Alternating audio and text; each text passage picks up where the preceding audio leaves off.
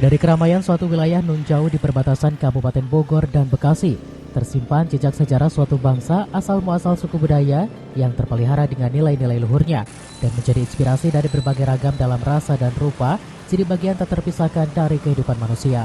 Bukti jejak sejarah berdirinya Tionghoa di Desa Cilaku ialah Vihara Kesadaran Tridharma yang didirikan sejak 27 tahun lalu oleh seorang warga Tionghoa Lim Hock Chai dan Ibu Bak Sin Hyo. Mereka adalah suami istri dan merupakan pendiri pertama vihara tertua di Desa Cilaku, Kecamatan Tenjo. Sebelum berdirinya Vihara Kesadaran Tridharma, masyarakat keturunan Tionghoa jika ingin beribadah harus menuju rumah Lim Hock Chai dan Ibu Bak Sin Hyo. Dan rumah tersebut dijadikan tempat ibadah bagi masyarakat keturunan Tionghoa. Sementara itu, tim liputan MGS TV menyusuri berbagai filosofi sejarah bangunan vihara dan ornamennya. Vihara Kesadaran Tridharma hingga kini masih terpelihara keasliannya yang didirikan tahun 1994 silam. Walaupun beberapa kali direnovasi, struktur bangunan utama adalah tempat persembahyangan berada di tengah pinggir kiri, serta didominasi warna merah. Dan patung berpedang di tangan adalah Y.M. Kuan Kong, tuan rumah dari vihara tersebut. Ia adalah Jenderal Panglima Perang.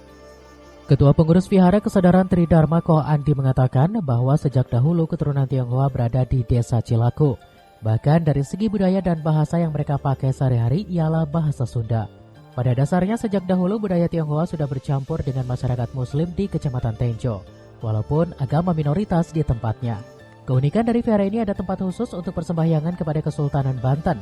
Menurutnya Kesultanan Banten adalah termasuk tuan rumah dari vihara ini. Ya dari awal berdirinya sebelumnya ada wihara ya di rumah itu, di rumah pendirinya kan gitu.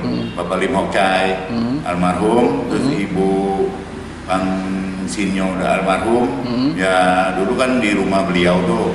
Nah setelah itu dia udah gak ketampung di rumah, ya terus kan kita bikin wadah kan gitu, wihara ini. Nah dia menghibahkan tanah seluas 500 meter untuk warga keturunan khususnya pembangunan wihara. Jadi dari warga sekitar juga spot gitu kan, jadi yang nimbang bambu, kayu, kali kan genteng gitu kan, semen gitu, itu dari umat sekitar sini aja gitu. Sementara itu, Kepala Desa Cilaku menyampaikan adanya vihara di Desa Cilaku, Kecamatan Tenjo karena banyaknya warga keturunan Tionghoa yang sudah menetap di Cilaku. Dan juga vihara tersebut setiap hari Minggu dipakai untuk beribadah. Di Cilaku atau di Desa Cilaku, Kecamatan Tenjo ada sebuah vihara ya, karena di Desa Cilaku itu banyak sekali orang-orang keturunan yang memang menetap, yang sudah lama, sehingga